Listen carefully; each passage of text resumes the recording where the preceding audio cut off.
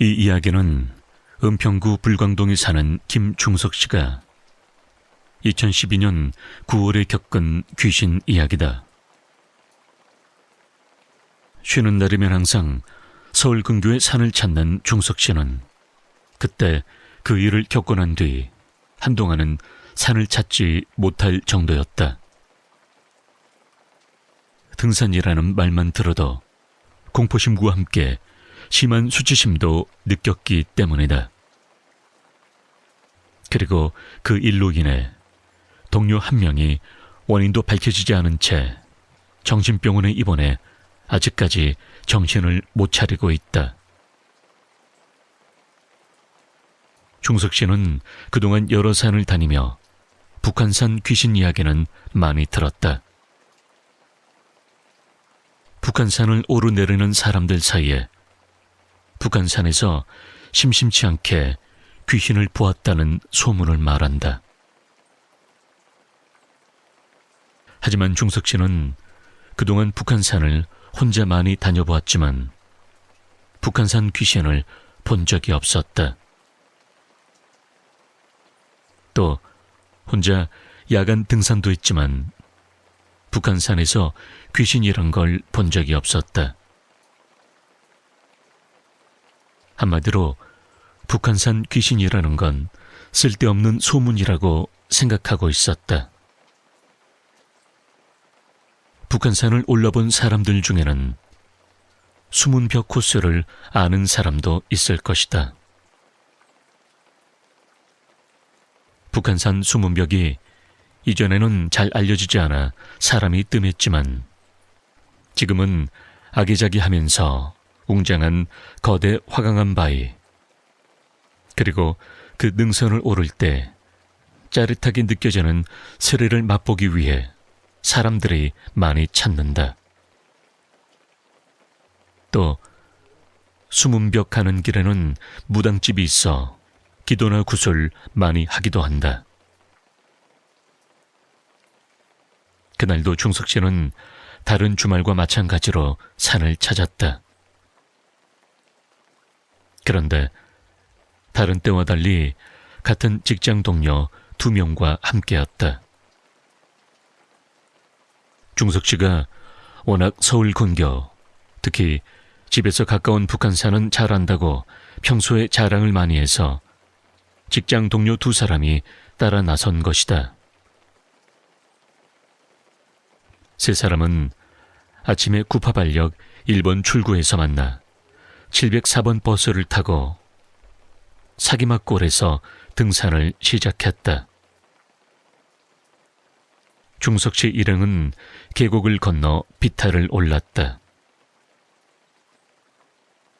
동료들이 사무실에서 키보드만 두드려온 약골인 걸 감안해 될 수 있으면 쉬엄쉬엄 걸었다.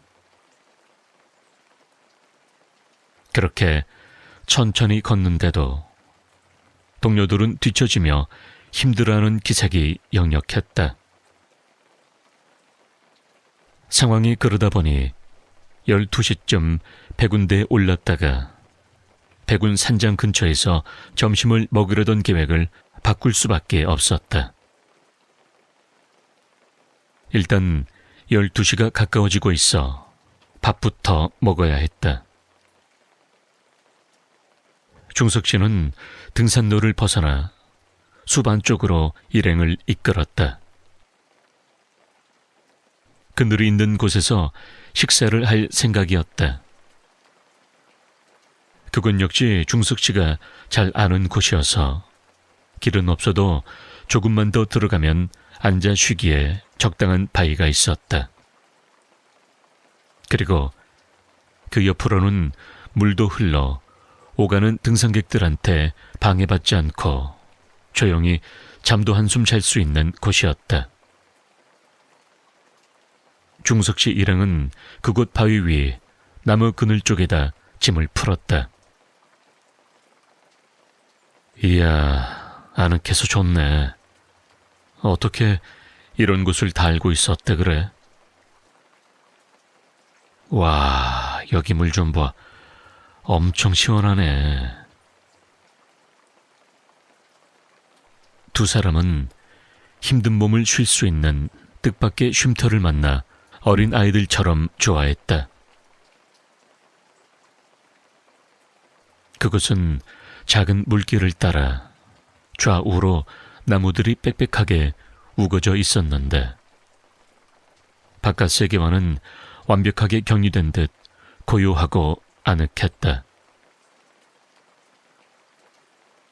눈을 감고 있으면 졸졸 물소리에 산새들 소리만 들려 저절로 잠이 올 것만 같았다.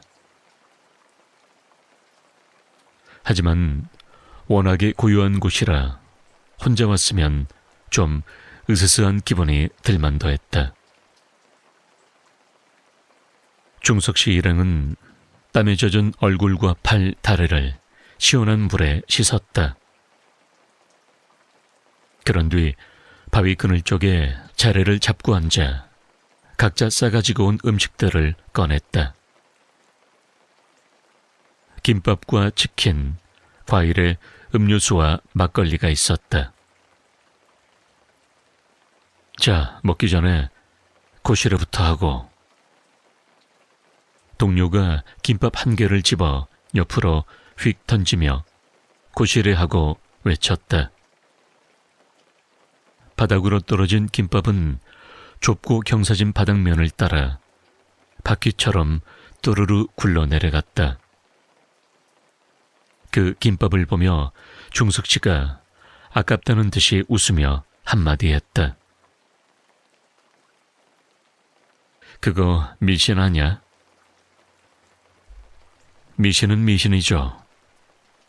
그래도 산에 와서 고시래 한번 하면 산에 사는 귀신들이 해코지를 안 한다잖아요. 동료의 말에 모두들 웃었다. 산에서는 뭘 먹어도 꿀맛이란 걸 등산을 해본 사람은 잘 알 것이다. 등산을 하느라 에너지를 많이 쓴 데다 공기도 좋아 밥맛이 안 좋을 수가 없었다. 거기에다 막걸리 한 잔을 곁들이면 그것이 신선 노름이었다. 중석 씨 일행도 싸운 음식에다 막걸리 한 잔씩을 마셨다. 배가 부르자 너날 것 없이 바위 위 적당한 그늘의 자리를 잡고 모두 누웠다. 무성하게 가지를 뻗은 나무들과 그것들 사이로 빠끔히 얼굴을 들이민 하늘을 올려다보면서 잡담을 나누던 그들은 솔솔 불어오는 바람에 어느덧 세곤세곤 잠이 들었다. 얼마나 시간이 지났을까? 중석 씨는 소변이 마려워 잠에서 깼다.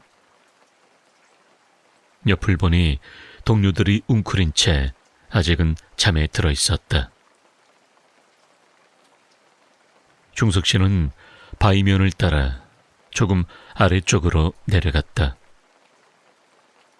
그곳 숲을 나무 둥지에다 소변을 보기 위해 바지 지퍼를 내렸다. 그때 바로 가까이서 이상한 소리가 들렸다. 스륵스륵. 뭔가가 스치는 듯한, 꼭 비단천이 서로 스칠 때 혹은 손바닥을 마주대고 비빌 때 나는 소리 같았다. 뭐야 이거? 혹시 근처에 멧돼지라도 있나? 잔뜩 긴장해 주위를 살폈다. 하지만 별달리 이상한 건 없었다.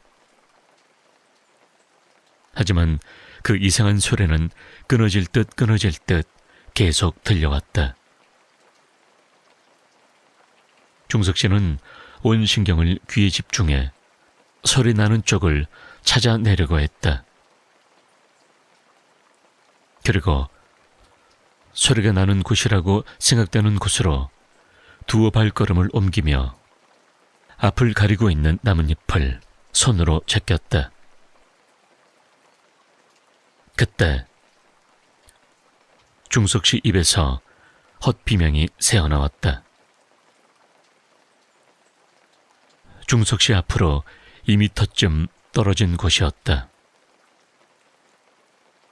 검은 연기가 잠못 한쪽에서 피어오르고 있었다. 하지만 자세히 보니 그건 연기가 아니었다. 속이 들여다보이는 희뿌연한 검은 물체들이었다.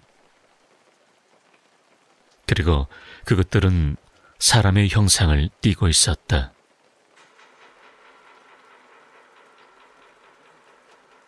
한두 명이 아니라 몇 개나 되는 희뿌연한 검은 형체가 마치 수증기가 피어나듯 숲속에서 꾸역꾸역 모여들고 있었다.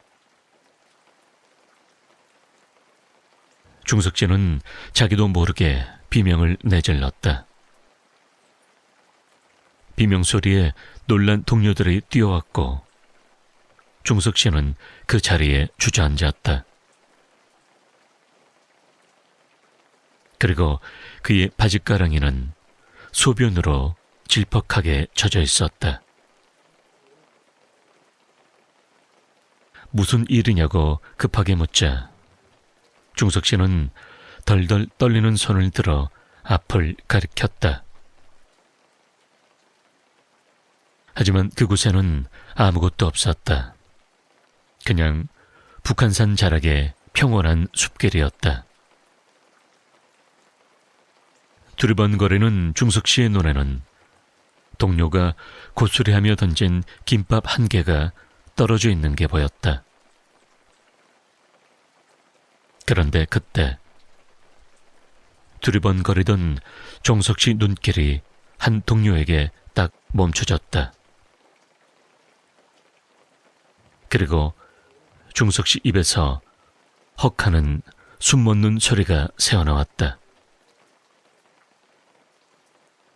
아까 보았던 그 검은 연기 형체가 그 동료 등 뒤에서 그 몸속으로 스며들고 있었다.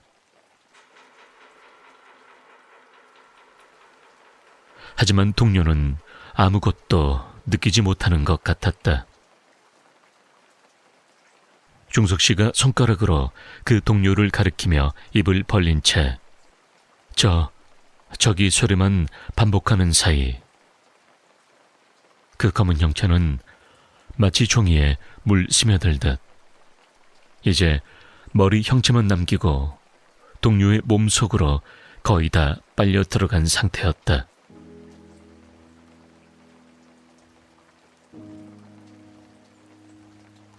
그 후 그 동료는 정신 이상 증세를 보여 지금까지 정신병원에서 치료를 받고 있다.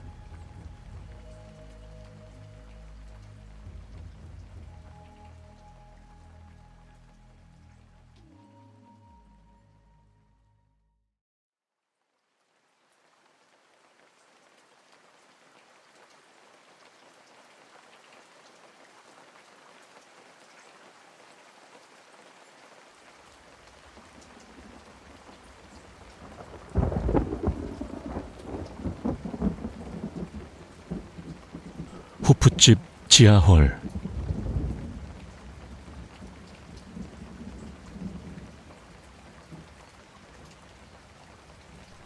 재작년 8월경이었습니다. 6월 중순부터 한 대학가 골목길에 있는 좀 넓은 호프집에서 아르바이트를 하고 있었습니다. 그 호프집은 1층에 홀 하나, 지하에도 홀 하나가 있었습니다. 친구와 둘이 같은 곳에서 아르바이트를 했었는데 지하홀 오픈 준비와 서빙은 항상 저와 제 친구의 몫이었습니다. 그런데 그곳만 그런 건지 몰라도 비 오는 날에는 손님이 많지가 않았습니다. 하루 종일 6테이블 받는 날도 있었습니다. 그리고 1층 홀과 연결된 계단과 뒤쪽 골목길로 연결된 항상 잠겨있는 문과 연결된 계단 하나가 있었습니다.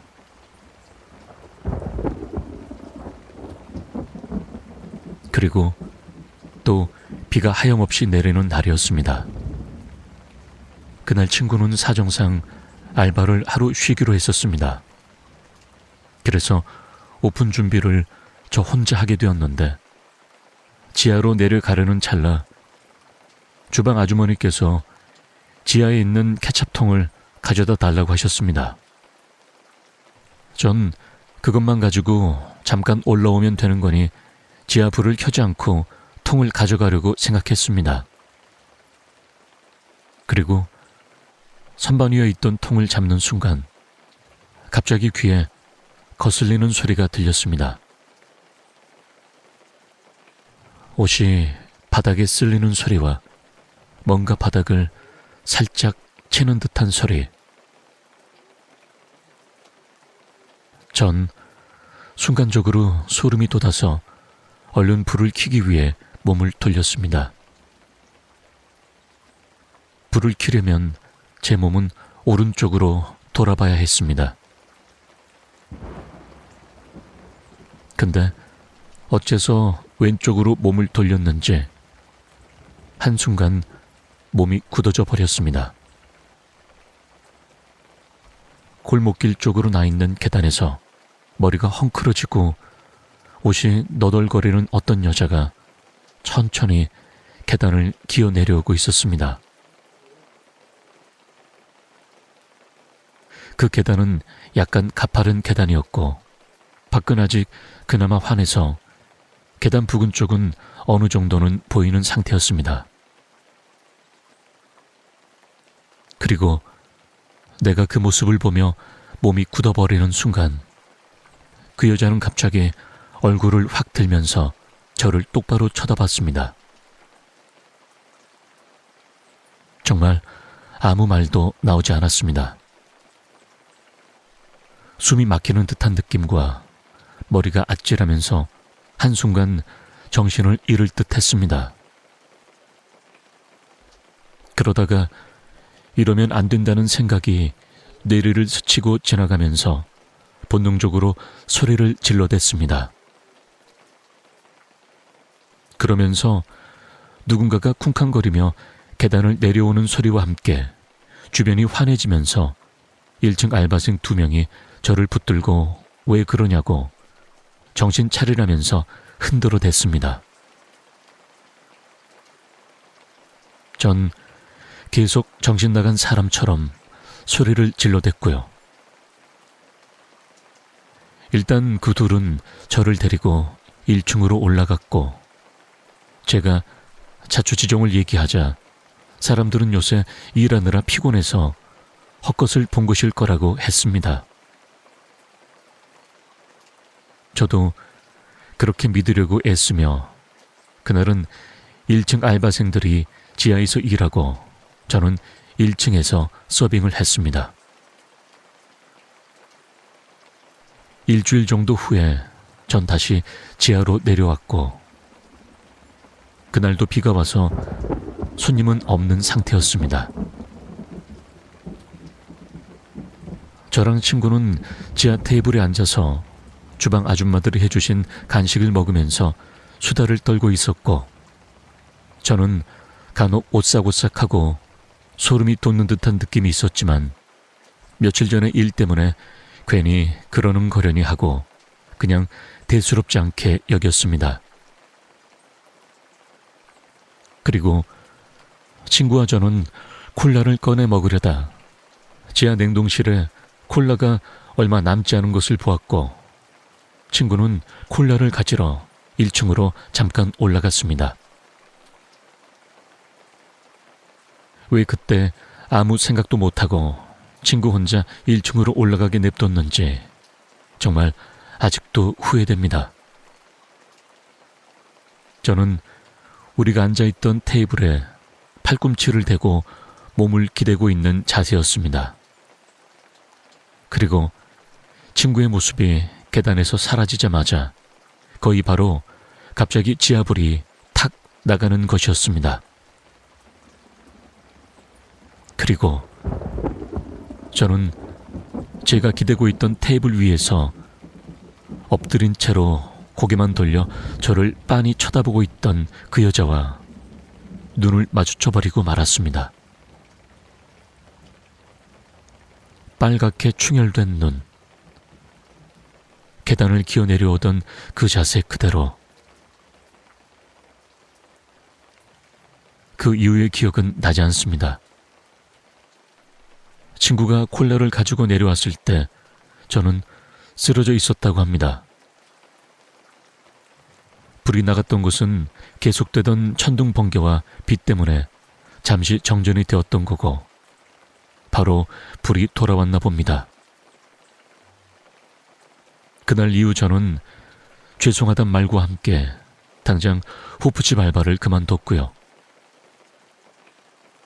그 후 저는 거의 2주 동안 이유를 알 수 없는 두통과 몸의 탈진 상태로 시달려야만 했습니다. 어째서 불이 나가버린 상태에서 그 여자의 얼굴이 보였는지 그건 알 수가 없습니다. 아직도 그때 생각만 하면 몸에 힘이 쫙 빠지면서 소름이 돋고 무서워서 울어버리고 싶을 때도 있습니다. 어쩌면 그 여자는 아직도 그 호프집 지하 홀에서 돌아다니며 누군가를 쳐다보고 있을지도 모르겠네요. 전 다시는 그 근처에 갈 생각은 하지도 않게 되었습니다.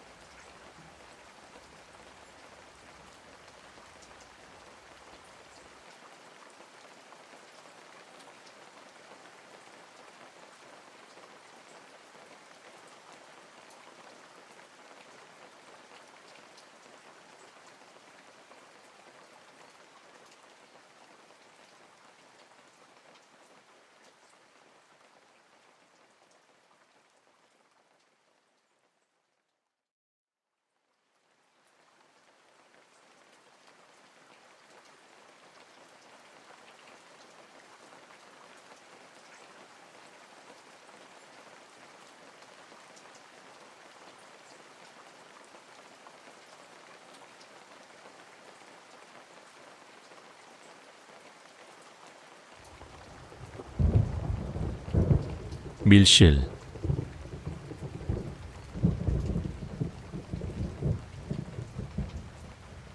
대학에 다닐 때 있었던 일입니다. 아는 친구 한 명이 여자친구와 동거를 하기 위해 아파트를 구했습니다.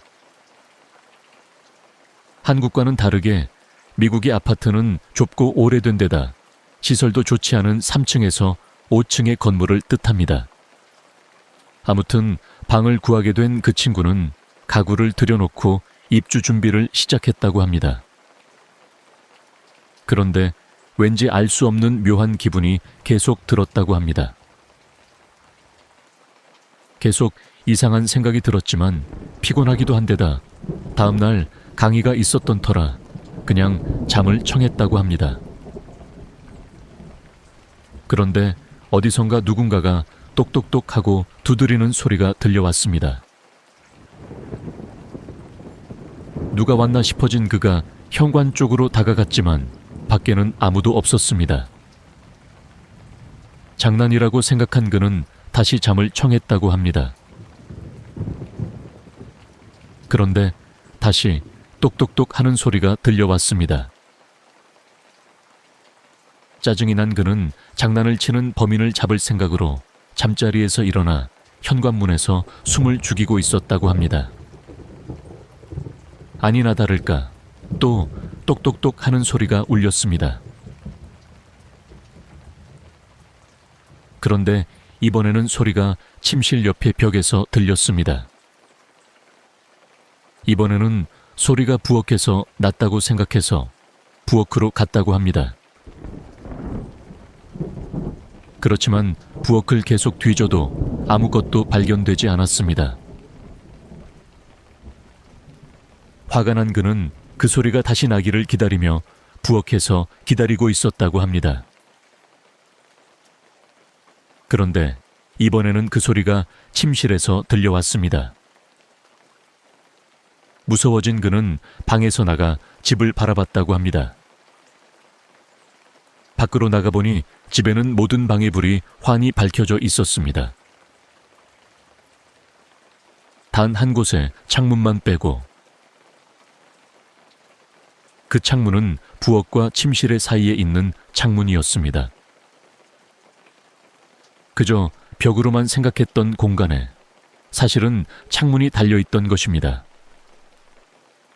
호기심이 생긴 그는 다시 집으로 돌아가 그 안으로 들어갈 방법을 찾았다고 합니다. 그는 문이 있는 곳을 찾기 위해서 침실의 벽을 두드려 봤다고 합니다. 하지만 벽에서는 어떤 이상한 부분도 찾을 수 없었습니다.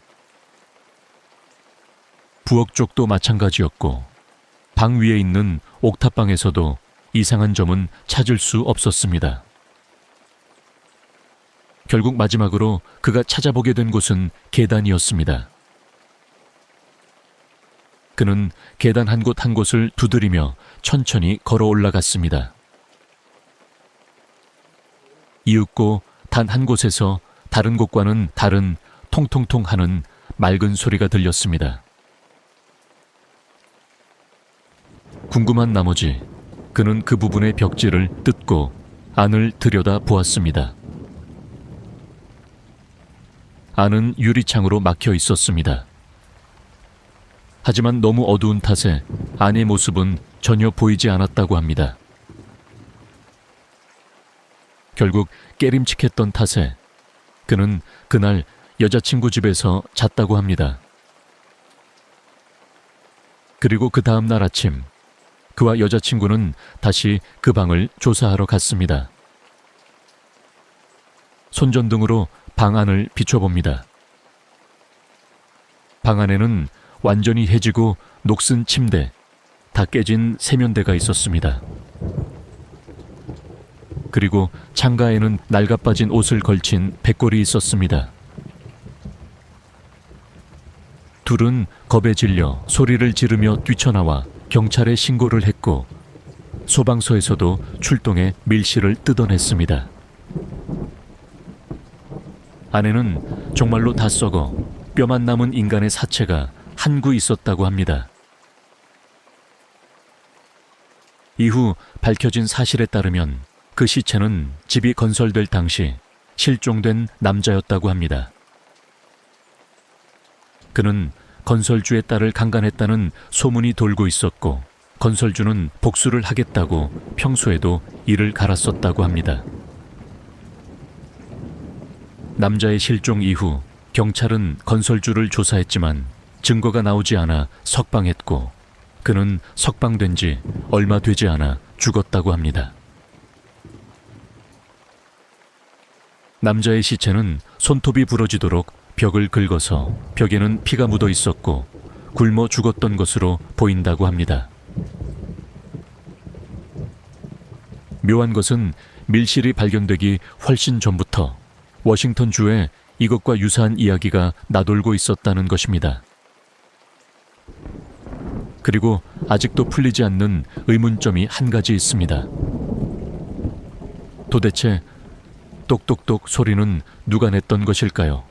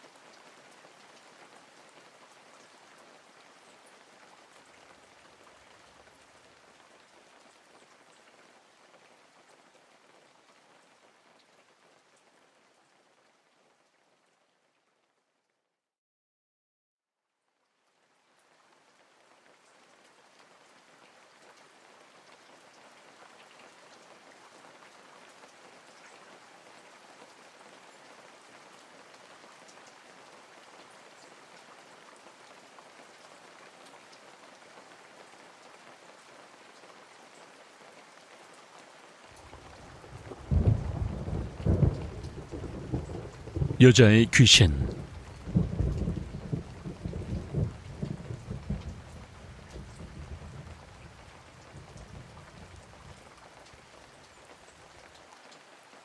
몸살 기운에 시달려 일찍 학교에서 돌아온 나는 약을 먹고 나서 쏟아지는 잠에 취해 침대에 몸을 던졌다.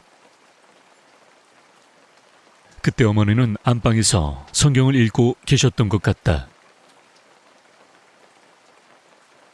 눈을 감은 지 얼마 되지 않았는데 초인종 소리에 선잠에서 깬 나는 어머니를 불러봤지만 대답을 듣지 못했다. 주무시고 계시거나 외출 중이신가 보다 하고 생각을 하는데 또다시 초인종 소리가 들렸다. 문을 열려 나가는 동안 한기가 내 몸을 훑고 지나가서 싸늘했던 기억이 난다. 난 현관문을 열어 확인을 하는데 아무도 없다. 동네 장난꾸러기들의 장난일이라. 문을 닫으며 돌아서는데 누군가 문을 잡는 느낌이 들어 고개를 돌려보니 당시 내 또래 중학생처럼 보이는 여자아이가 닫혀가는 문을 한 손으로 잡고 있고 한 손에는 성인 남자의 키만한 밧줄을 들고 있었다.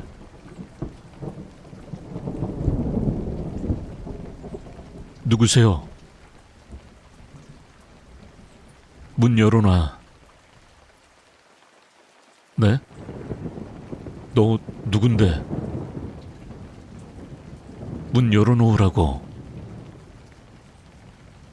집 잘못 찾아온 것 같다라고 말하려는데 여자의 눈빛이 차갑게 변했다. 그러더니 들고 있던 밧줄을 어느 순간 내 목에 감아 조이고 있었다. 문 열어놓으라고. 다 들어가게. 문 열어놓으라고.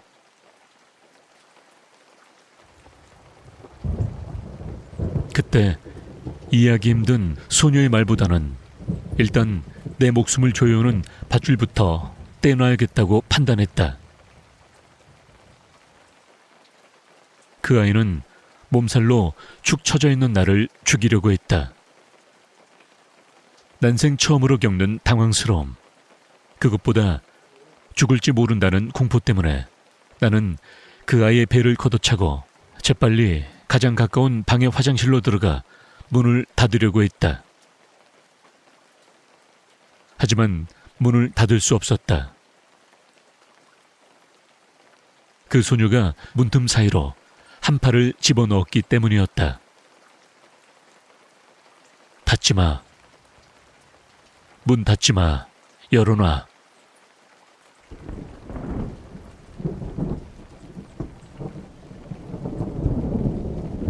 이마에 손을 짚어보니 식은땀이 흘러내렸다. 옆에 있던 베개도 흠뻑 젖어 있었다. 꿈이라는 걸 깨닫고 나니 안도감에 몸이 풀렸고 방에서 나와보니 어머니는 같은 자리에서 성경을 읽고 계셨다. 오늘 우리 집에 이모네 가족 오는 거 알지? 이모부는 선교사셨고 이모네 부부는 출국 전에 우리 집에서 하룻밤 묵고 떠나기로 했고 내 방은 이모와 이모부가 쓰시기로 해서 나는 거실에서 자기로 했다. 당시 토트넘 경기 때문에 나는 새벽까지 축구를 보고 잠들었는데 잠이 든 지 얼마 되지 않아서 이상한 소리가 들렸다. 비몽사몽인 상태라 자세히 들을 순 없었거니와 여자로 추정되는 목소리가 아주 작게 들려서 난 듣기를 포기하고 다시 잠에 빠졌다. 그리고 아침 해가 뜨고 학교에 가려는데 이모부가 기도를 해주신다며 내 방으로 부르셨다. 난 이모네 부부와 작별 인사를 나누고 학교를 갔다 왔는데 마침 어머니가 이모와 통화를 하고 있었다. 통화가 끝나고 궁금한 게 있었던 나는 간밤에 대해 혹시나 알고 계신 게 있는지 어머니께 여쭤봤다. 새벽에 무슨 소리 못 들었어? 속닥속닥 하면서 말소리 들리던데. 이모가 그랬다더라. 잠이 안 와서 너 붙잡고 옆에서 기도했다고. 아, 그런 거였어? 근데 이모가 꿈 얘기 안 해주디? 무슨 꿈? 이모가 자고 있는데 우리 집 초인종 소리가 들리더래. 그래서 문을 열어줬더니 온갖 잡귀가 사방팔방에서 파도 치듯이 우리 집으로 들어오더라는 거야. 이모가 깜짝 놀라서 뒤로 넘어졌는데 어떤 여자애가 하나 오더니 그러더래.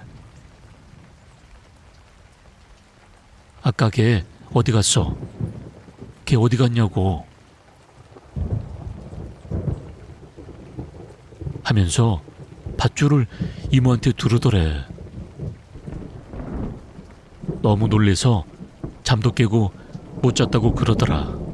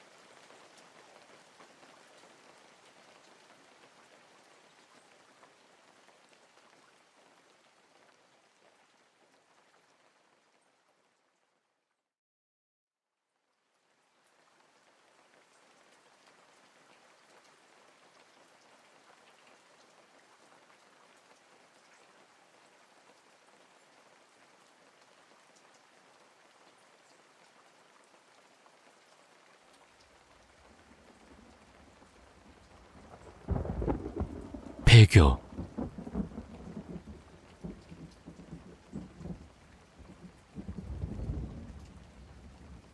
몇 년 전 작은 시골 마을에 있는 오래된 고등학교가 폐쇄되었습니다. 이 학교는 한때 많은 학생들이 다니던 곳이었지만 여러 가지 이유로 문을 닫게 되었습니다. 하지만 이 학교에는 사람들에게 알려지지 않은 비밀 하나가 있었습니다. 승현은 서울에서 온 전학생이었고 그 학교에 대해서 거의 알지 못했습니다. 학교는 폐쇄되기 전에 많은 사건과 소문으로 인해 유명해졌습니다. 하지만 승현은 이 모든 이야기를 듣지 못한 채 학교에 발을 들였습니다. 새로운 학교 생활에 적응하던 어느 날, 승현은 우연히 학교의 지하실에 대해 알게 되었습니다.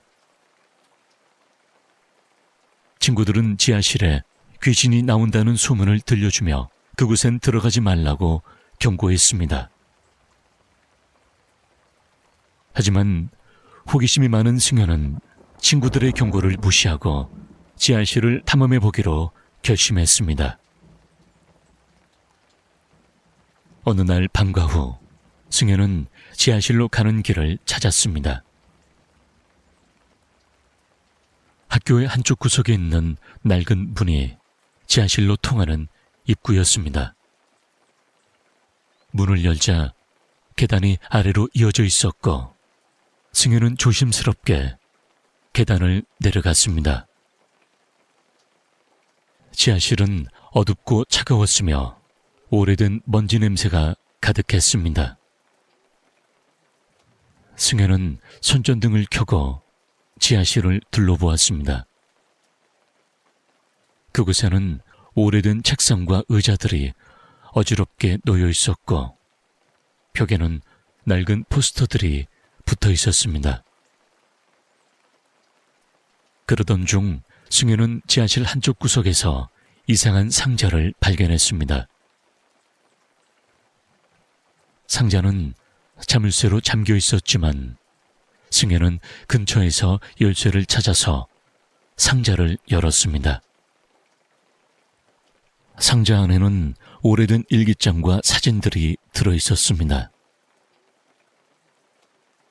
일기장에는 이 학교에서 일어난 여러 가지 사건들이 적혀 있었습니다.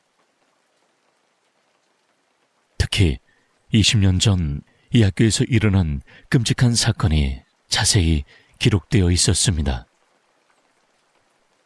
한 학생이 학교에서 사라졌고 그 학생을 찾기 위해 학교 전체가 뒤집혔지만 끝내 그 학생은 발견되지 않았습니다. 그리고 그 이후로 학교에서는 이상한 일들이 일어나기 시작했다고 했습니다. 승현은 일기장을 읽으며 점점 더 깊은 충격에 빠졌습니다. 사라진 학생의 이름은 민수였고 그는 승현과 같은 반 학생이었습니다. 승현은 믿을 수 없었습니다. 20년 전 사라진 민수와 자신이 알고 있는 민수가 동일 인물일 리는 없었습니다. 하지만 일기장에 적힌 내용은 너무나 생생하고 상세했습니다. 승현은 이 사실을 친구들에게 이야기했지만 그들은 승현의 말을 믿지 않았습니다. 친구들은 단지 승현이 학교의 오래된 소문에 영향을 받아 과민 반응을 보인 것이라고 생각했습니다. 하지만 승현은 포기하지 않고 더 많은 증거를 찾기로 했습니다.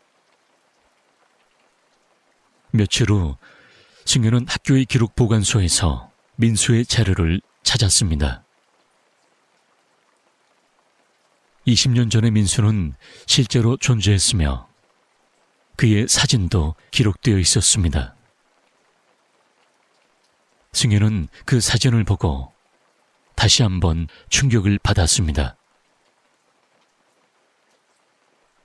사진 속 민수는 현재 민수와 똑같이 생겼습니다. 승현은 혼란스러웠습니다. 도대체 어떻게 된 일일까요? 승현은 다시 지하실로 내려가기로 했습니다. 이번에는 친구들도 함께 갔습니다. 그들은 지하실에서 다시 한번 상자를 열었고 일기장과 사진들을 살펴보았습니다. 그러던 중 지하실 벽에 숨겨진 비밀 통로를 우연히 발견했습니다. 비밀 통로를 따라 들어가자 그곳에는 작은 방이 하나 있었습니다. 방 안에는 낡은 책상과 의자가 놓여 있었고 벽에는 여러 가지 메모와 사진들이 붙어 있었습니다.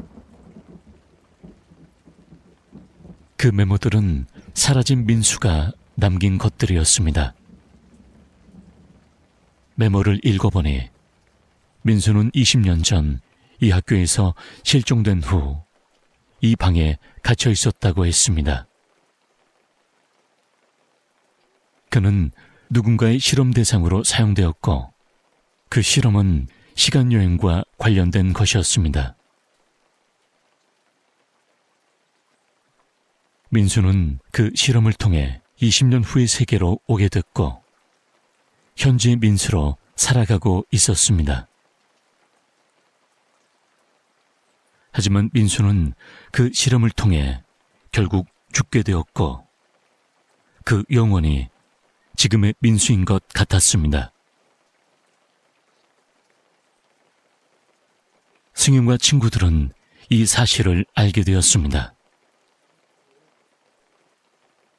그리고 민수를 찾으러 갔습니다.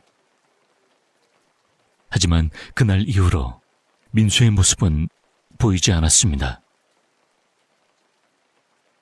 과연 민수는 20년 전 사라졌던 그 영혼이었던 것이었을까요?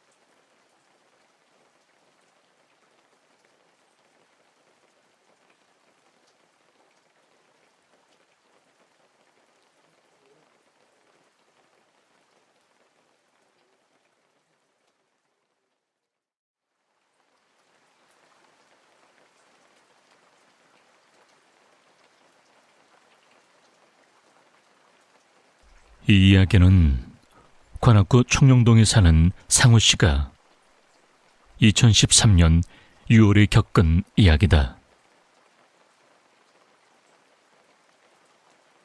상호 씨는 관악산을 오를 때는 야간 산행을 가끔 한다.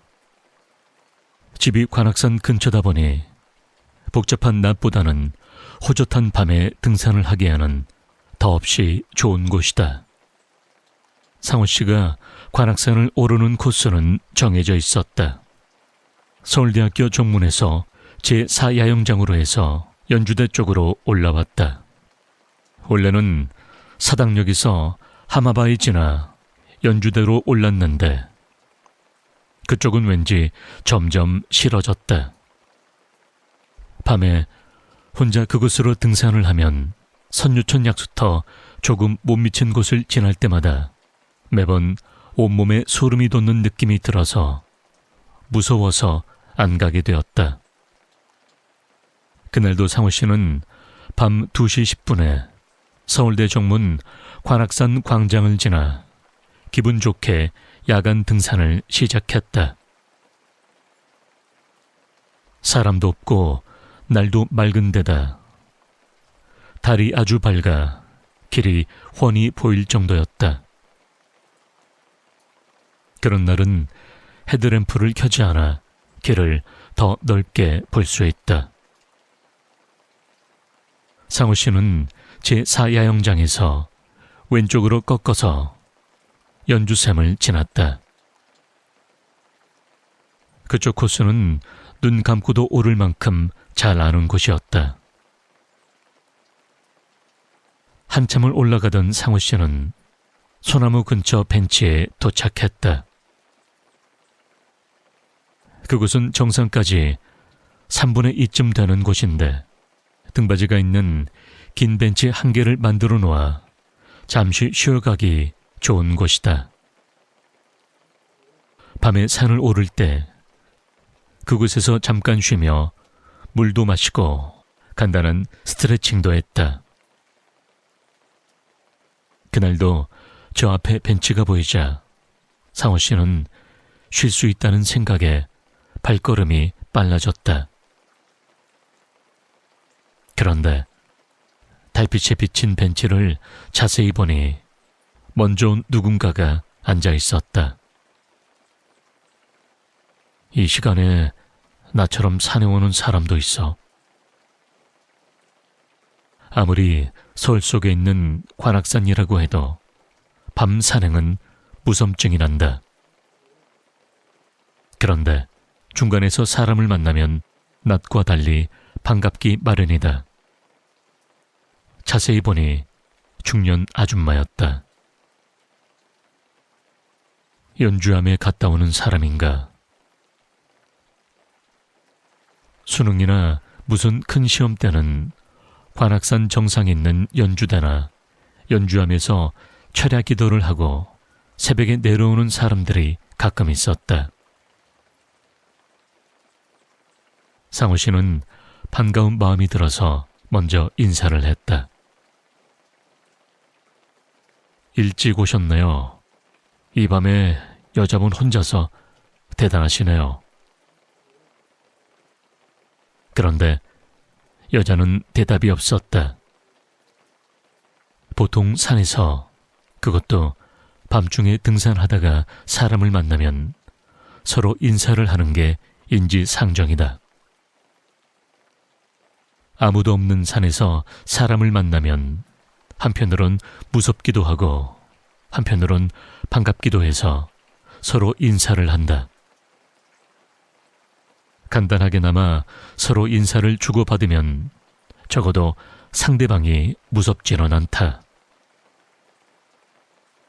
그런데 벤치에 앉아있는 아줌마는 인사하는 상호 씨를 쳐다보지도 않았다. 그 자세 그대로 마치 동상처럼 앉아 있었다.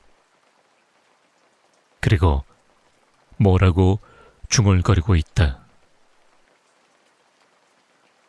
하지만 그 소리는 속삭이는 것처럼 너무 작아서 알아들을 수가 없었다. 불경을 외우나? 뻘쭘해진 상호 씨는 옆에 서서 물병을 꺼내 물 한 모금을 마시며 아줌마를 쳐다봤다. 아줌마는 고급 등산복을 말끔하게 차려입었다. 달빛에 비친 얼굴은 중년 아줌마치고는 이목구비가 뚜렷해서 젊었을 때는 미녀 소리 꽤나 들었을 듯한 얼굴이었다. 그런 여자가 한밤중에 옆에 남자가 서 있는데도 눈길 한 번 주지 않고 중얼거리면서 앞쪽 땅바닥만 바라보고 있었다. 부부싸움을 하고 홧김에 이 밤중에 산에 온 건가? 상호 씨는 벤치에 앉아보지도 못하고 또 인사를 해도 대답이 없자 그곳에 있기도 서먹해졌다. 그럼 수고하세요. 상호 씨가 물병을 배낭에 꽂고 스틱을 고쳐 잡으면서 다시 인사를 했다. 하지만 여자는 상호 씨 소리를 전혀 못 들은 것 같았다. 그냥 그대로 앉아있을 뿐이었다. 그러면서 계속 혼자 뭐라고 중얼거렸다. 하지만 상호 씨는 무언하기도 하고 괘씸한 생각도 들어서 그 소리를 무시하고 돌아서 걸으면서 속삭이듯 투덜거렸다. 별 이상한 여자 다 보겠네. 그러니까 부부싸움이나 하고 한밤중에 쫓겨났지. 그런데 상호 씨는 벤치를 지나 소나무 옆을 지나다가 다른 때와는 뭔가 달라진 것을 느꼈다. 벤치 옆으로 오르는 길은 급한 비탈길인데 그곳에는 소나무 세 그루가 서 있었다. 그곳을 오르는 사람들은 그 소나무 둥치를 붙잡고 올라 소나무에는 사람들의 손때가 묻어 반질반질했다. 그런데 그 소나무 근처에 나무 울타리가 쳐 있어 사람들이 소나무 가까이 못 가게 만들어 놨다.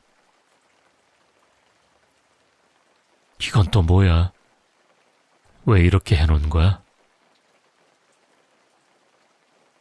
좀 의아한 생각은 들었지만 관악산 등산로는 하루가 다르게 공사가 많은 곳이라 그냥 산을 올랐고 그날 등산을 상쾌하게 마쳤다.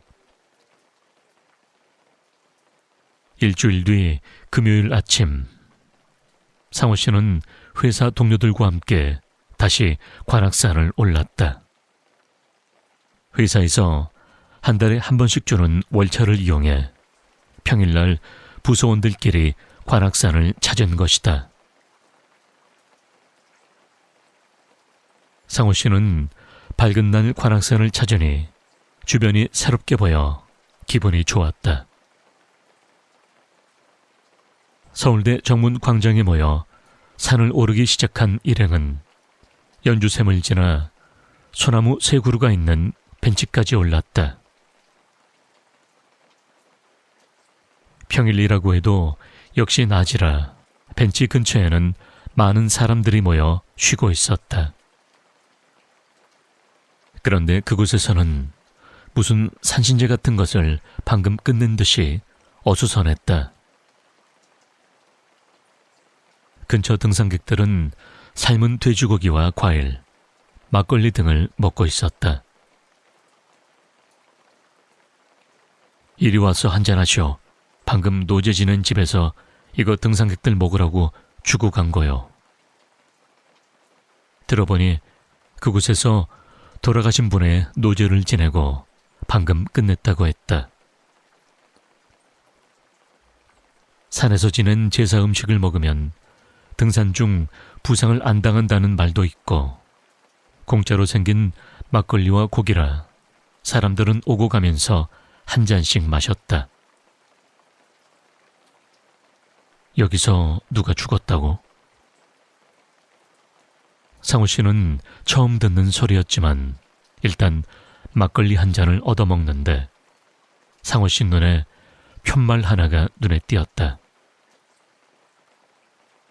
일주일 전에는 밤에 와서 잘 몰랐는데 그곳 소나무 주변에 처진 울타리에 팻말이 붙어 있었던 것이다. 사망사고 난 곳, 접근 금지. 주변 사람들 말을 들으니 그곳에서 10여일 전에 등산객이 발을 헛디뎌 바닥돌에 머리를 부딪혀 그 자리에서 즉사했다고 한다. 그래서 그 소나무를 잡고 비탈길을 내려가면 미끄러질 위험이 있기 때문에 그 소나무에 접근하지 못하도록 구청에서 나무 울타리를 쳤다고 한다. 그 이야기를 듣던 상호 씨는 웬일인지 오싹 소름이 돋았다. 그리고 뜬금없이 일주일 전 야간 산행 때 그 벤치에 앉아있던 아줌마가 생각났다. 하지만 상호 씨는 고개를 저었다. 에이, 내가 지금 무슨 생각을 하는 거야? 하지만 그 자리에 더 있고 싶지는 않았다. 생각해보니 일주일 전 밤에 그 아줌마의 행동이 이상하긴 했었다. 연주하면서 주는 점심 먹으려면 빨리들 올라가자고요. 상호 씨는 부서원들을 재촉했다. 부지런히 산을 오르던 상호 씨 일행이 거의 정상 부근에 가까워졌을 때 앞에 한 무더기 사람들이 힘겹게 산을 오르고 있었다. 양복을 입은 사람도 있고 또 몇 사람은 종이박스와 큰 짐봇다리를 짊어진 걸로 봐서 등산하러 온 사람들은 아니었다. 가까이 가면서 사람들 말을 들으니 아까 아래쪽 벤치에서 노제를 지내고 죽은 이의 위패를 절에 안치하기 위해 올라가는 사람들이었다. 그 말을 들은 상호 씨는 알 수 없는 오싹한 한기가 들었다. 빨리 그 사람들과 멀리 떨어지고 싶었다. 그래서 걸음을 좀 더 빨리 해 그 사람들을 지나쳐 나갔다. 상호 씨는 그 사람들을 지나쳐 가장 앞쪽으로 나가는데 제일 앞에 가는 사람이 들고 있는 영정사진이 보였다. 그리고 상호 씨는 더 이상 가질 못하고 그 자리에 얼어붙었다. 영정사진 속 사람은 그 여자였다. 바로 일주일 전 밤에 그 벤치에 앉아있던 아줌마였다.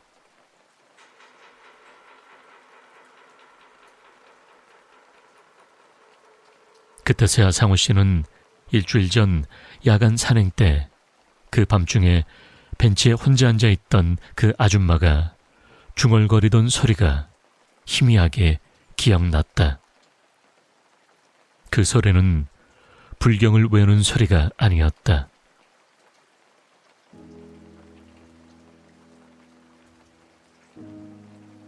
무서워. 여기 혼자서는 너무 무서워.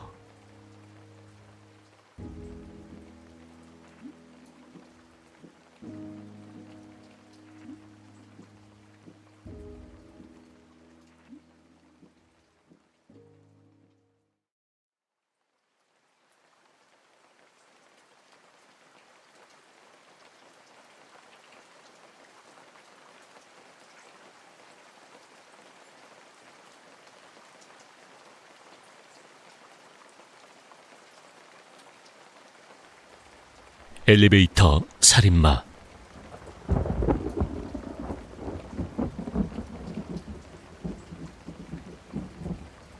쿵쾅 우당탕탕. 또 싸우는 소리가 난다. 13층 1308호에 살고 있는 한 부부인데 요즘 들어서 싸우는 소리가 점점 심해져 간다. 항상 엘리베이터가 13층을 지나갈 때마다 들리는 욕설, 그릇 깨지는 소리. 언제부턴지 모르겠다. 그 소리는 아무런 느낌 없이 나에게 들려오기 시작하다가 언제부턴가는 그 소리에 익숙해지게 되었다. 항상 밤늦게까지 일하고 오는 터라 내가 엘리베이터를 타고 13층을 지나갈 때마다 항상 그 소리를 듣게 되었고, 어떤 날에는 14층 1403호에 살고 있는 내 집 안에서도 가끔씩 들려오곤 했다. 이 집만 그런 것도 아니고 우리 아파트 특성 때문에 부부싸움 하는 소리가 자주 들려온다. 참고로 우리 집은 영세민들이 많이 사는 주공 아파트다. 남편이 여자랑 바람난 것 이외에도 카드빚 때문에 또는 도박 중독증 때문에 이제는 남들이 싸우는 소리에 익숙하다. 가끔씩이지만 부부싸움 하는 걸 듣고 침대 위에 누워서 혼자 키득키득 거리기도 했다. 그날도 야근을 했다. 이제는 매일같이 찾아오는 야근. 야근을 하고 나면 4시간밖에 못 자기 때문에 요즘 들어 항상 피로에 젖어 산다. 빨리 집에 가서 자야지. 그 생각만 머릿속에서 맴돈다. 피곤에 젖은 채로 나는 어김없이 엘리베이터에 들어가서 늘 그랬던 것처럼 14층 단추를 누른다. 2층, 3층, 4층, 5층, 8층, 9층. 신기하다. 그 부부가 싸우는 소리가 들리지 않는다. 한 달 만에 이런 일은 처음이다. 드디어 그 부부가 화해라도 한 걸까? 아니면 그냥 이혼하고 따로 살고 있을까? 늘 듣던 소리가 안 나서 그런지 아파트는 무시무시하게도 조용하다. 그 와중에도 엘리베이터는 천천히 올라가고 있었다. 11층, 12층, 13... 나는 한순간 내 눈을 의심해봐야 했다. 13층 엘리베이터 앞에서 벌어지고 있는 지옥과 같은 풍경이 믿겨지지 않았기에 13층 엘리베이터 앞에서는 1308호 부부의 남편이 자신의 아내를 칼로 마구 찌르고 있었다. 수십 번을 찔렀을까? 그 남자는 자신의 아내의 피를 흥건하게 뒤집어 썼음에도 아내를 계속해서 칼로 찌르고 있었다. 침착하자. 난 아무것도 못 본 거다. 제발, 제발 보지 마라. 날 보지 마. 난 내 안에 엄습해오는 공포감을 몰아내기 위해 서투르게 외운 기도문을 계속해서 읊어야 했다. 정말 하느님, 부처님, 알라신이 있다면 나를 이 지옥도의 한 장면 같은 곳에서 무사히 살려보내달라고 기도했을 것이다. 엘리베이터는 13층을 지나 14층을 향하고 있었다. 그러나 그 순간 나는 그 남자와 눈을 마주치고 말았다.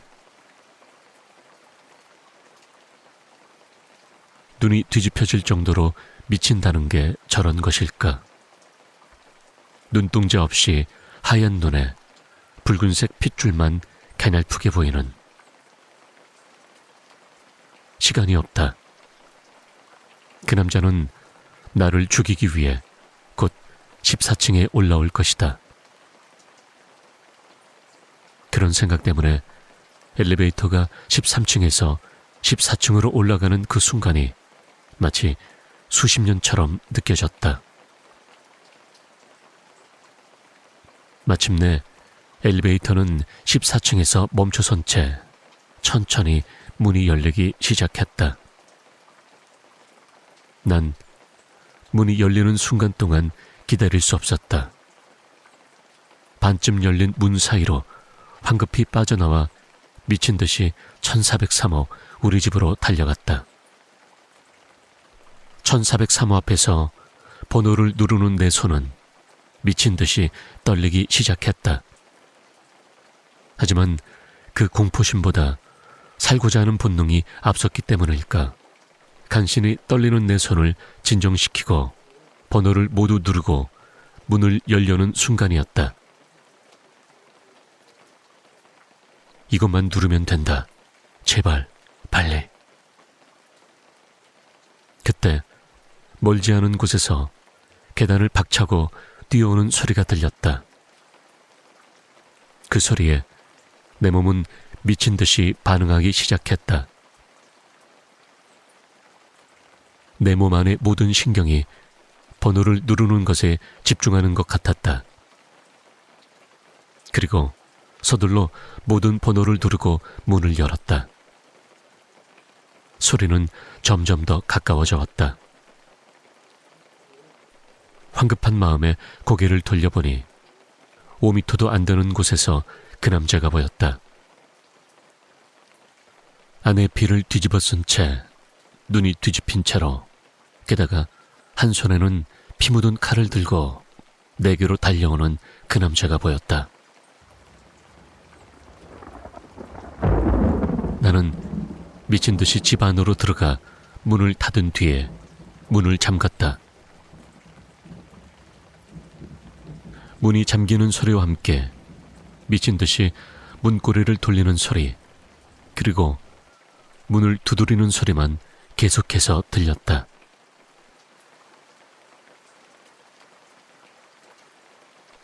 문 밖에서는 그 남자가 내 집 문을 두들기며 문을 열라고 소리치고 있었다.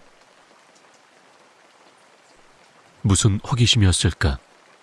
나는 문구멍 너머로 그 남자를 보고 싶어졌다. 떨리는 마음으로 문구멍에 눈을 갖다 댔다. 그 남자는 소리치며 계속해서 내 집 문을 칼로 찌르고 있었다. 아까와 같이 눈이 뒤집힌 채로. 아파트 문이 한 남성의 힘에 의해 부서질 리는 없겠지만 그 순간에는 정말로 그 남자가 아파트 문을 부수고 들어와 나를 칼로 찔러 죽여버릴 것이라는 느낌이 내 몸을 엄습해왔다. 경찰, 경찰. 내 머릿속에는 정신없이 경찰만을 부르짖고 있었다. 나는 급하게 전화기를 꺼내들며 112 번호를 힘차게 또박또박 눌렀다.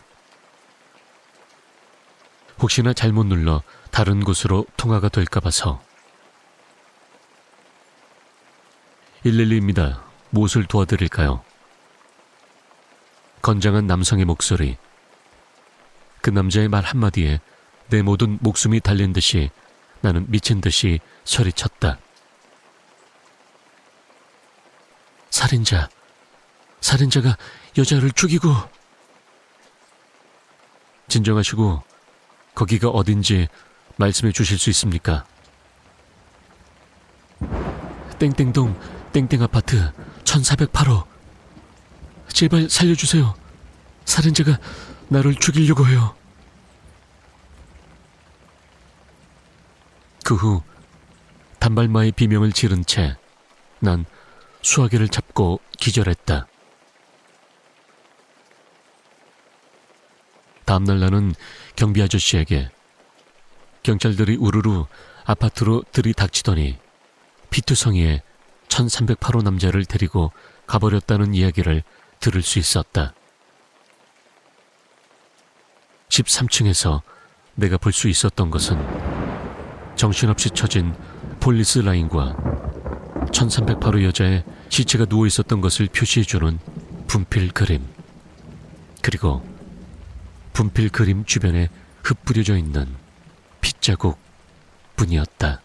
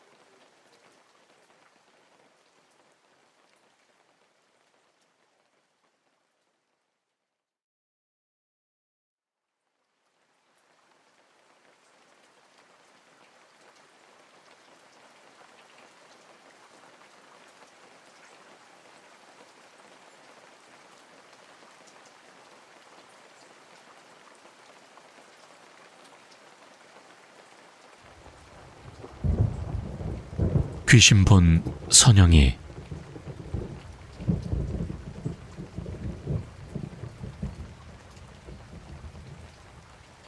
이 이야기는 지난 어느 늦은 여름으로 거슬러 올라간다.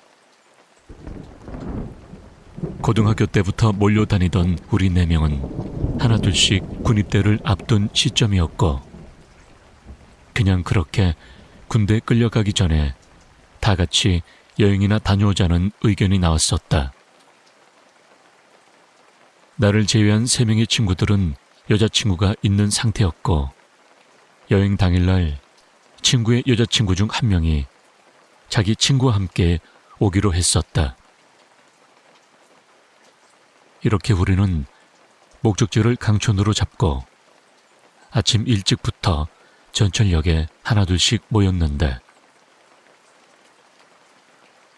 친구의 여자친구랑 함께 오기로 한 내 소개팅녀가 갑작스런 일로 못 나오게 된 것이다. 출발부터 좋지 않았다.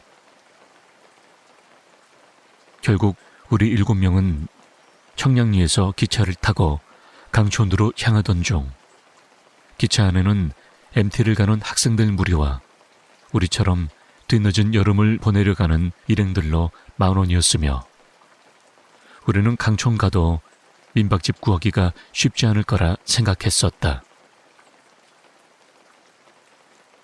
그러다 한 친구의 제안으로 조금 지명이 생소한 낯선 곳에 내리게 되었는데 이곳 역시 몇 개 없는 민박집들은 이미 예약이나 손님들로 가득 찬 상태였다. 결국 우린 그나마 민박집이 많은 강촌으로 다시 가기로 하고 강촌 가는 버스를 기다리고 있었는데 웬 쥐같이 생긴 아저씨가 우리 쪽으로 다가오기 시작했다. 학생들, 놀다가 집에 가는 건가? 아니요, 민박을 못 구해서 강촌으로 가볼까 하고요. 그래, 학생들 그러면 내가 정말 좋은 집 하나 소개시켜 줄까? 이 근처요? 여기서 조금만 올라가면 강가에 별장이 하나 있는데 회장님이 거의 쓰지 않는 거라 내가 관리인인데 참, 학생들 며칠이나 묵을 건가? 3박 4일이요. 그래? 그럼 3박 4일에 10만 원만 내고 그 커다란 집 통째로 쓰면 어때? 좋은 조건이었다. 우린 그렇게 하기로 합의를 보고 그 아저씨를 따라 강가를 걷기 시작했다. 가깝다는 아저씨의 말과는 달리 그 별장은 꽤 오랜 시간 강가를 따라 올라가야 만날 수 있었다. 강이 훤히 내려다 보이는 곳에 위치한 그 별장의 주위에는 인가가 하나 없이 그렇게 홀로 서 있었다. 일단 방문을 열고 들어가자 1층에는 커다란 거실이 있고 거실 양 끝에는 방이 하나씩 있었다. 그리고 오른쪽 방 앞에는 2층으로 올라가는 나선형의 나무 계단이 있어서 2층과 통하게 되어 있는데 2층에 올라가면 역시 양쪽에 조그만 방들이 하나씩 있고 그 방들 사이에는 나무로 된 바닥에 발코니가 있었다. 이 발코니에 서면 1층 거실의 절반 정도가 보였다. 생각했던 것보다 집도 크고 깔끔하며 얼마 전까지 사람이 살았던 것 같았다. 이런 횡재와 함께한 일행 모두 기쁜 표정이 역력했고 우린 그 관린 아저씨께 다시 한번 고맙다는 인사와 함께 민박비 10만 원을 선불로 건네주었다. 그리고 아까 처음 만난 슈퍼가 아저씨 아줌마가 하고 있다는 설명에 맥주 한 박스를 부탁했다. 우리는 1층의 왼쪽 방에는 남자들이 짐을 풀고 오른쪽 방에는 여자들의 짐을 풀었다. 그리곤 조금 차갑긴 하지만 강가로 몰려가서 신나게 물놀이를 즐기다가 맥주 배달해온 아저씨 덕에 삼겹살에 시원한 맥주를 마시며 그렇게 첫날을 마무리하는데 다들 긴 시간 걸어온 데다 물놀이까지 그리고 맥주를 마셔 11시가 조금 넘은 시간인데도 불구하고 하나둘씩 뒤엉켜서 자기 시작했다. 당시 기차에서부터 속이 좋지 않아 술을 안 마셨던 나와 애당초 술을 못 마시는 동욱이 여자친구 민이랑 둘이서 술 취한 여자애들을 오른쪽 여자들 방으로 옮겨놓았다. 그리고는 나도 자리 잡고 누워 스르륵 잠이 들었는데 그렇게 시간이 조금 흐른 새벽녘 갑자기 누군가 다급한 목소리와 함께 방문을 두드렸다. 잠기가 밝은 내가 제일 먼저 눈을 떠 불을 켜고 문을 열어보니 아까 술을 안 마셨던 미니가 정말 겁에 질린 얼굴로 눈물 범벅이 되어 방문으로 뛰어들었다. 울면서 남자친구 동국을 깨우는 통에 우린 모두 다 일어났고 옆방에 있던 여자애들까지 놀래서 우리 방으로 모여들었다. 무엇에 그리 놀랐는지 계속 딸꾹질과 함께 훌쩍거리는 미니가 한참 후 진정이 되었는지 더듬거리며 이야기한 내용은 낯선 곳에서 잠이 안 와서 뒤척이고 있는데 집안에서 이상한 소리가 자꾸 들린다고 했다. 마치 누군가 맨발로 돌아다니는 듯한. 우리는 혹 이 집에 누가 있나 싶어 방의 모든 불을 다 켜고 별장 구석구석을 다 뒤지기 시작했다. 하지만 안에서 굳게 잠긴 별장문을 누가 열고 들어온 흔적도 안 보이고 주방이나 2층 역시 사람의 흔적이라곤 찾아볼 수 없었다. 방의 모든 문과 옷장 그리고 싱크대까지 모두 뒤진 우리는 아마 미니가 고양이나 쥐 소리를 잘못 들은 걸로 마무리했다. 한바탕 소동으로 모두 잠이 깬 우리는 다시 술을 마시기 시작했고 술을 못 마시는 미니는 겁이 났는지 못 마시는 술을 억지로 원샷을 했다. 술이 채 몇 병 돌기도 전에 다시 서서히 눈이 감기던 친구들은 역시 서로의 애인들과 어깨동무를 하고 함께 누워 자기 시작했다. 나 혼자 여자애들을 다시 여자방으로 데려다 눕히자니 그것도 귀찮고 굳이 그러고 싶지도 않아서 조금 좁지만 그냥 벽에 기대서 잠을 청했다. 그렇게 선잠이 들었을 무렵 앞서 말한 대로 잠기가 밝은 나는 낯선 소리에 반쯤 잠에서 깨어났다. 내가 들은 소리는 2층 왼쪽 방, 즉 지금 우리들이 자고 있는 방의 윗방에서 나는 소리였는데 그 소리는 누군가 맨발로 아주 조심스레 마룻바닥을 디디면서 걷는 소리였다. 삐그덕 삐그덕.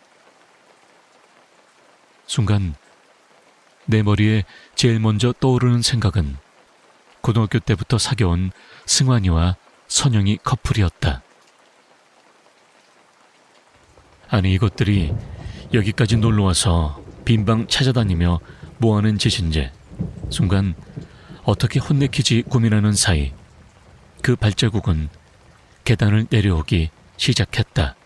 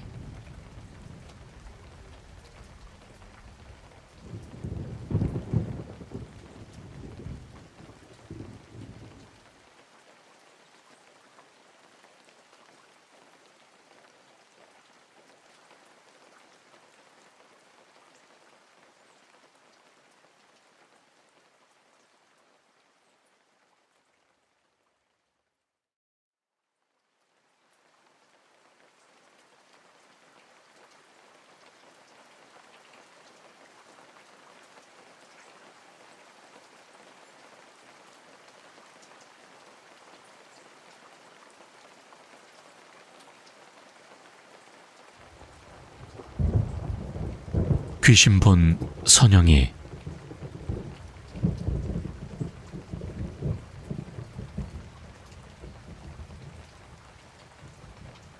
그렇게 선잠이 들었을 무렵, 앞서 말한 대로 잠기가 밝은 나는 낯선 소리에 반쯤 잠에서 깨어났다. 내가 들은 소리는 2층 왼쪽 방, 즉 지금 우리들이 자고 있는 방의 윗방에서 나는 소리였는데, 그 소리는 누군가 맨발로 아주 조심스레 마룻바닥을 디디면서 걷는 소리였다. 삐그덕 삐그덕. 순간 내 머리에 제일 먼저 떠오르는 생각은 고등학교 때부터 사귀어온 승환이와 선영이 커플이었다. 아니, 이것들이 여기까지 놀러와서 빈방 찾아다니며 뭐하는 짓인지 순간 어떻게 혼내키지 고민하는 사이 그 발자국은 계단을 내려오기 시작했다. 삐그덕 턱 턱. 그리고는 계단을 다 내려왔는지 왼쪽 방에서 우리 방을 향해 다시 삐그덕 삐그덕 다가오기 시작했다. 나는 어렸을 때 후레쉬를 턱 밑에 가져다 대면 귀신처럼 보이는 장난이 생각나서 조심스레 발소리를 죽여가며 후레쉬를 들고 방문을 향해 다가갔다. 발자국은 여전히 나를 향해 다가오고 있었다. 그렇게 내가 오른손으로 방문 손잡이를 잡고 있는 순간 등골이 오싹하면서 불길한 생각이 밀려왔다. 왠지 이 문을 열면 큰일 날 것 같다는, 이성보다 몸이 먼저 느끼는 공포나 두려움 같은. 그때 나를 향해 오던 발자국 소리도 방문 바로 앞에서 멈췄다. 방문 하나를 마주하고 그 발자국 소리와 나는 그렇게 시간이 멈춘 듯 순간 대치하고 있었는데, 갑자기 떠오른 소름 끼치는 생각. 그렇다. 내가 후레쉬를 들고 방문을 향해 조심스레 걸어오면서 얼핏 방 안에서 자고 있는 아이들의 얼굴을 모두 본 듯한 나는 설마 하면서 떨리는 손으로 후레쉬를 들어 아이들의 얼굴에 후레쉬를 하나하나 비춰보기 시작했다. 오른손은 방문을 잡은 채 처음에 문 옆에 있는 민희와 태영이 커플이 눈에 들어왔다. 그리고 소개팅으로 만난 지 얼마 되지 않은 동욱과 A양, 그리고 지금 여기 있어선 안 되는 그들 승환이와 선영이의 모습이 후레쉬 너머에 보이기 시작했다. 순간 입에서 낮은 욕설이 튀어나오면서 방문을 바라봤다. 이미 문 밖의 발자국은 방문 바로 앞에서 멈춘 상태였고, 나는 차마 손잡이를 잡고 있는 오른손을 손잡이에서 뗄 수가 없었다. 그렇게 사방 아무 소리 없는 고요 속에 문 하나를 마주하고 그 미지의 발자국 소리와 대치한 5초가 마치 5시간처럼 길었다. 난 너무 긴장되고 무서워서 왼손으로 주머니에 담배를 찾기 시작했다. 왠지 담배라도 하나 빼어 물면 긴장이 조금 풀릴 것 같아서 담배를 입에 물긴 했으나 손이 너무 떨려 라이터로 불을 제대로 붙일 수가 없었다. 간신히 몇 번의 시도 끝에 담배에 불을 붙일 수 있었던 나는 긴 한숨과 함께 담배 연기를 길게 내뿜었다. 그때 조용하던 문 밖의 발자국 소리가 갑자기 다시 삐그덕삐그덕 하면서 방문에서 조금씩 멀어지기 시작했다.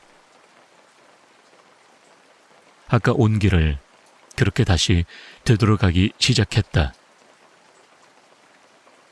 계단을 올라가던 그 발자국 소리는 다시 2층 왼쪽 방에서 삐그덕삐그덕 하면서 2층 복도를 걷기 시작하는데,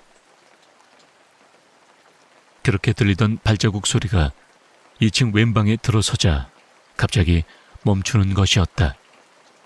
내 머리 바로 위에서.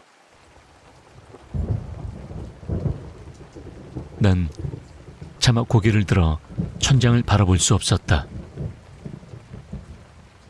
물론 2층 방과 우리 방 사이에는 단단한 시멘트 천장이 가로막혀 있겠지만 나는 그걸 확인할 수가 없었다. 담배 하나를 다 펴갈 무렵 다시 그 발자국은 2층 복도를 걷기 시작했다. 삐그덕 삐그덕.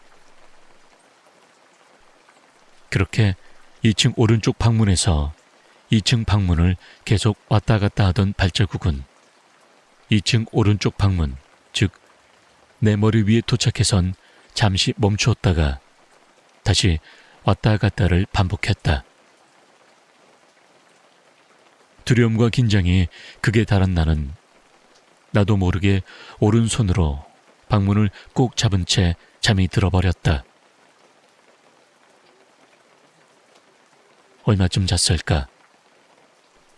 갑작스런 소동에 눈살을 찌푸리며 눈을 뜨는데 나를 제외한 모든 아이들이 다 일어나서 분주하게 돌아다녔다. 무슨 일인가 했더니 이 새벽에 갑작스레 천둥 번개와 함께 장대 같은 폭우가 쏟아지기 시작했다.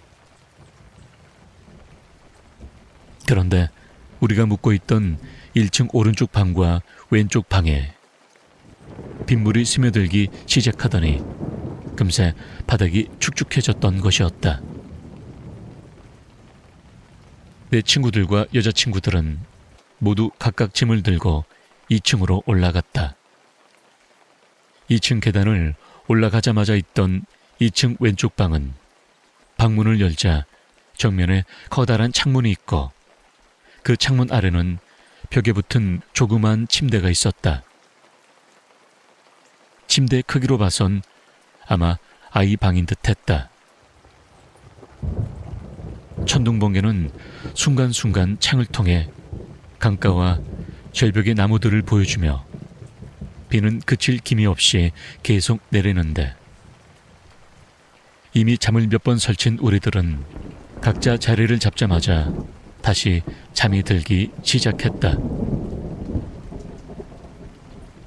그중 사귄 지 오래된 승환이와 선영이는 그 좁은 침대에 둘이 나란히 누워 자고 나는 방문 바로 옆에 벽에 등을 기대 앉은 채로 잠을 자기 시작했다.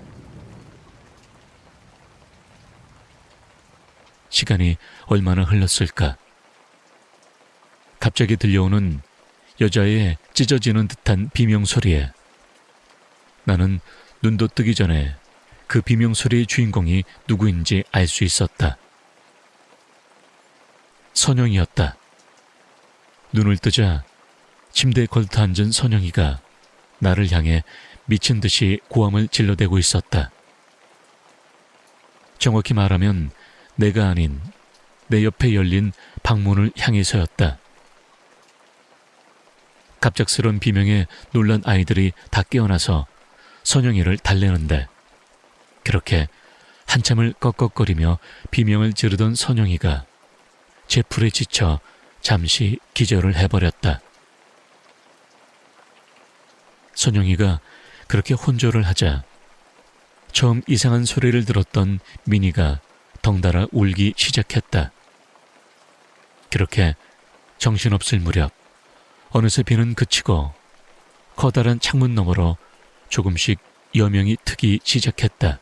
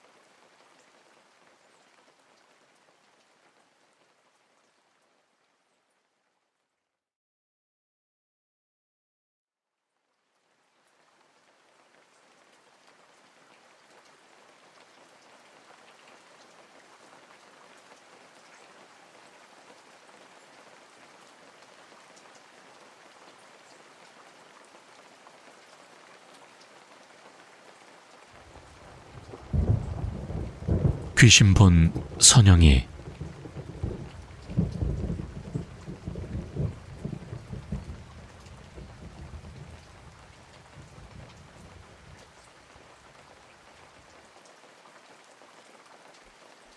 나는 눈도 뜨기 전에 그 비명소리의 주인공이 누구인지 알 수 있었다. 선영이었다. 눈을 뜨자 침대에 걸터 앉은 선영이가 나를 향해 미친 듯이 고함을 질러대고 있었다. 정확히 말하면 내가 아닌 내 옆에 열린 방문을 향해서였다. 갑작스런 비명에 놀란 아이들이 다 깨어나서 선영이를 달래는데, 그렇게 한참을 꺽꺽거리며 비명을 지르던 선영이가 제 풀에 지쳐 잠시 기절을 해버렸다. 선영이가 그렇게 혼조를 하자 처음 이상한 소리를 들었던 미니가 덩달아 울기 시작했다. 그렇게 정신없을 무렵 어느새 비는 그치고 커다란 창문 너머로 조금씩 여명이 트기 시작했다. 나는 친구들에게 이 집에 이상한 소리가 들리는데 선영이도 그것 때문인 것 같다고 말했고, 계속 이 집에서 나가자며 우는 미니 때문에라도 우리는 서둘러 짐을 싸서는 그 집을 나섰다.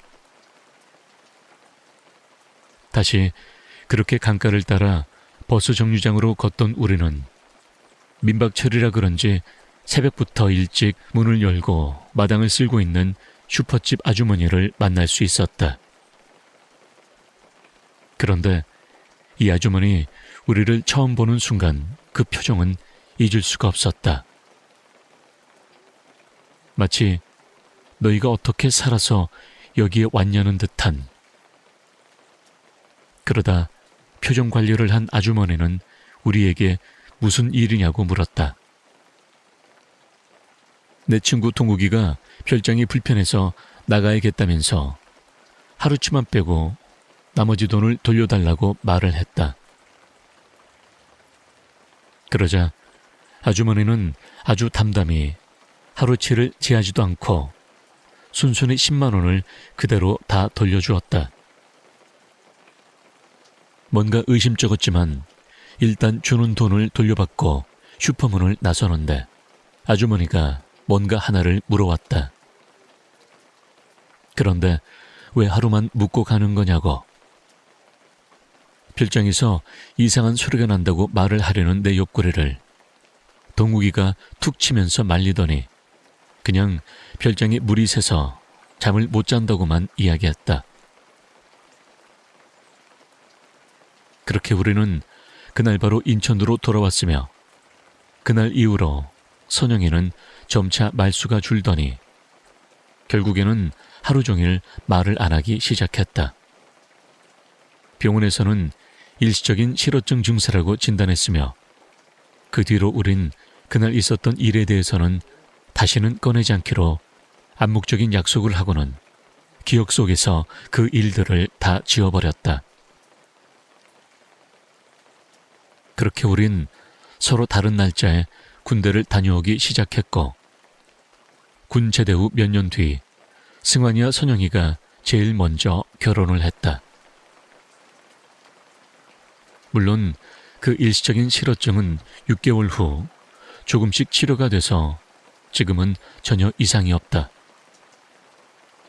그렇게 또 몇 년이 흐르고 30살이 넘은 우리들은 한 달에 한 번꼴로 만나서 술잔을 기울였는데 바로 며칠 전 우리는 승환이에게서 그날 21살의 남한강 별장에서 선영이가 무엇을 봤는지 들을 수 있었다. 10여 년이 훨씬 넘어서.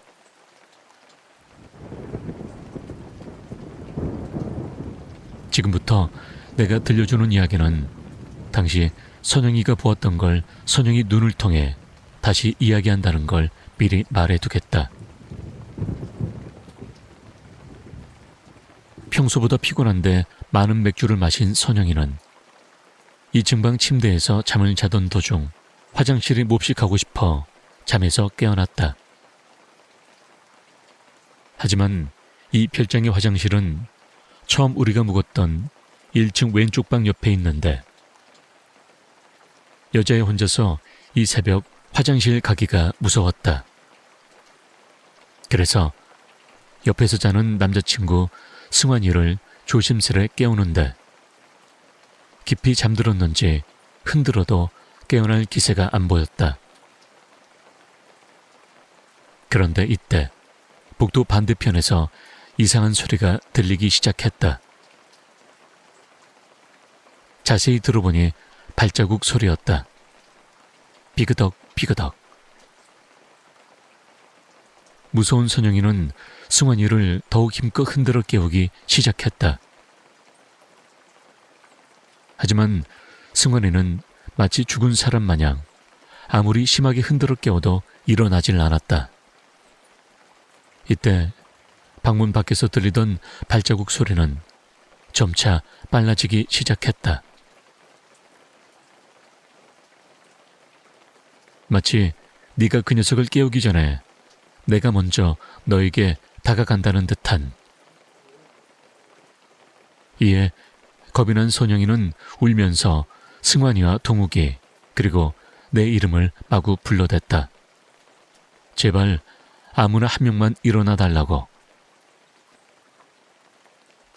하지만 우리 6명 중 그 누구도 그 고함 소리에도 불구하고 마치 시체처럼 거동조차 하지 않았다. 이제 발자국은 거의 맨발로 마룻바닥을 뛰다시피 달려오는데 삐그덕 삐그덕 삐그덕. 이제 모든 걸 체념한 선영이는 아무 생각 없이 풀린 눈동자로 침대에 걸터 앉아 발자국이 다가오는 방문을 쳐다보고 있는데 갑자기 쾅 하는 소리와 함께 방문이 밖에서 안으로 벌컥 열리더니 긴 머리에 하얀 소복을 입은 얼굴이 자줏빛에 여잔지 남잔지 알 수 없는 사람이 하반신이 없이 상반신만 공중에 붕붕 떠서 선영이를 노려보았다. 그리고 그 뒤로 바로 나를 보고, 아니 내 옆에 열린 문을 보고 비명을 지르는 선영이를 발견할 수 있었다.